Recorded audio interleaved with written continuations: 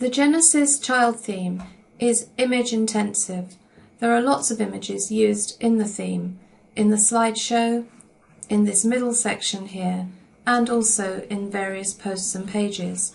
This video is about how you get those images loaded into your website. The most important thing to notice about the slideshow is that it uses images of a very specific size. If you use a tool on your browser like Measure It, and if you use Google Chrome, you can easily install an extension to do this. Click on Measure It and you can see that the size of an image is approximately 600 pixels by 300 pixels. So for all the images that we want in this slideshow, we need to make them 600 by 300 pixels. For the other images on the site, you don't need them to be quite so landscape in nature, and a general 4 by 3 ratio for the image size is good enough. And I've used images that are about 400 by 300 pixels for the remainder of the images on the site. Once you've gathered your images, this is how you upload them. Now normally I would like to use Amazon S3, but if you want to use all the features of the Genesis framework, Amazon S3 doesn't always work with it. There are ways around that, but to begin with, you can just use the media uploader as usual in WordPress.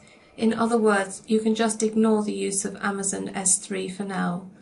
There is a WordPress plugin that you can get that you can add to the site once your images are all loaded into the media uploader that will automatically serve those images to Amazon S3 for you, invisibly and behind the scenes.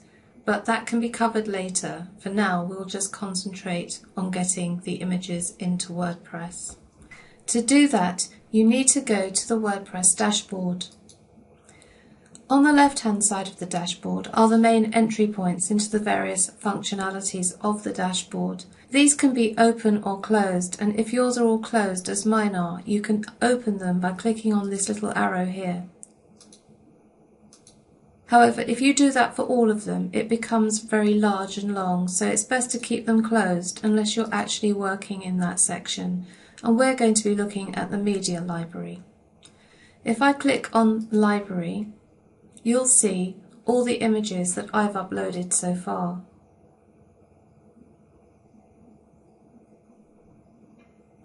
To upload an image, make sure that you click the Add New button.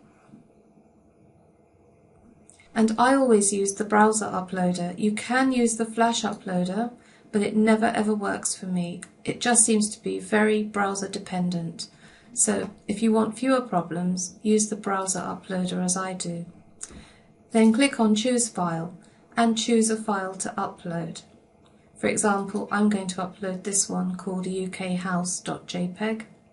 Open and then click on Upload.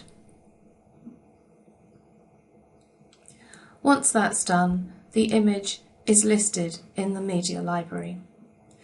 I tend to upload all my images first and then refer to them from posts or pages later, rather than be halfway through a post and then think, oh, I need to go and get an image now. Better to have them already in your library to begin with.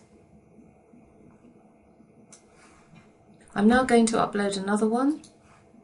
This time I'm going to upload one that's suitable for a post or a page that's not in the slider. So I'm going to upload one that is 400 by 300 pixels.